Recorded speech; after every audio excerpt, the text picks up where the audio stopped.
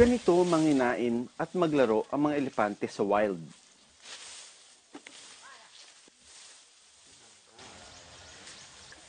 Pero ang mga higanting nilalang na ito, may kanya-kanyang malungkot na nakaraan.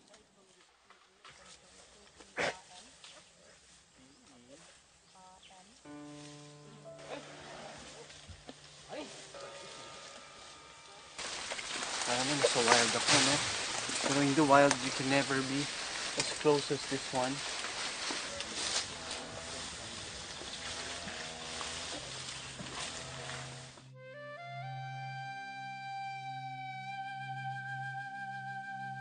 Mula Bangkok, babiyahe kami ng 6 na oras papunta sa probinsya ng Sukhothai. Bibisitahin namin ang isang pasilidad para sa mga rescued elephants sa Thailand. Okay, so mimit natin si Catherine, yung founder ng Bless. Hi. Hello, welcome. I'm Catherine. Hi, Catherine. Nice I'm to Nielsen. meet you. Nelson, lovely to meet you. This is Hello, I'm David. David. It's nice to Hi, meet you. David. This is Luke. Hi, Luke. How are you? Shy, very shy.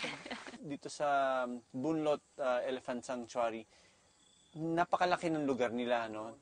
It's 700 plus acres. It was horrible because So Bunlot's Elephant Sanctuary was founded in loving memory of one baby elephant that I met when I was 21.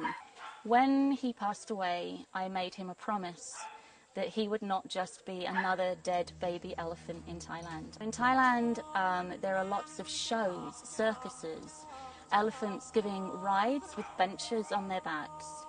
All these activities are very physically damaging to the elephants. sa ngayon, may 15 residenteng elepante sa BLES or Bless.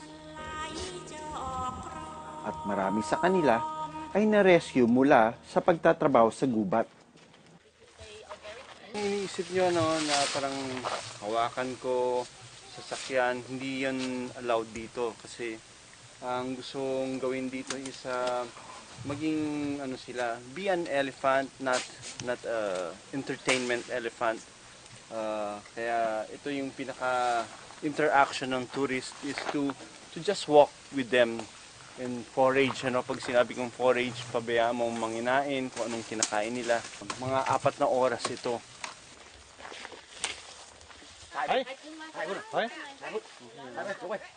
So kita natin kinakausap lang siya.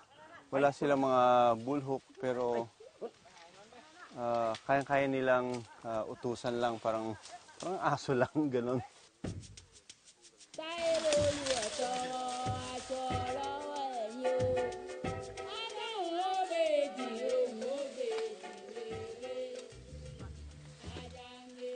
Ilang oras pa lang kami dito and kinikilala ko yung mga character ng mga elephant dito.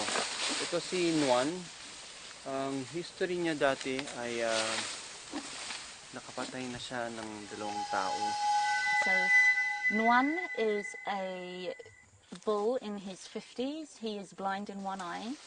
And he's also from our local village. So Nuan has previously killed people, 2 people that we know of. But here at Bless, because we have some of the most experienced mahouts in Thailand who understand bull management, we can give him his freedom. We can give him space, and in return, he gives us his calming presence. Mahigit 1 taon na si Nuan sa pangangalaga nina Catherine, pero wala raw na italang insidente na naging agresibo ito. Nakaagaw pansin sa akin ay yung tinatawag na gossip girls. So sa pangalan pa lang, parang bakit sila tinawag na gossip girls?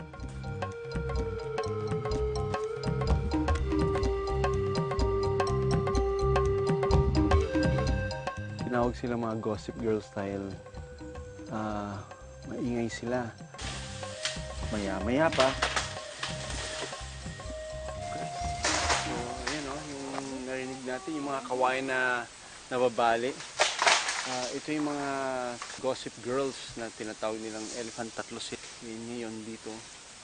they're enjoying breaking the bamboos because bamboo is a type of grass. Ang mga miyembro ng Gossip Girls na sina Pangdo, Lotus at Wasana, ilan raw sa pinakamakukulit at pinakamausisa sa loob ng sanctuary.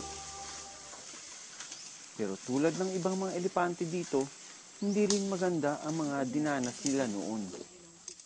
Pangdao has a broken wrist, and we believe that she got that when she was used for forced breeding. Forced breeding is a real issue here in Thailand because all the tourists want to have their pictures, their selfies taken with baby elephants. Galing siya doon sa taas, ano? Isa siya doon sa mga Gossip Girls. And, siya yung uminom at nagpapahinga lang ng konti. Lotus is the other Gossip Girl. Lotus has a condition called foot rot, and that is a chronic infection in her feet. When Lotus was giving rides, she would move very, very slowly.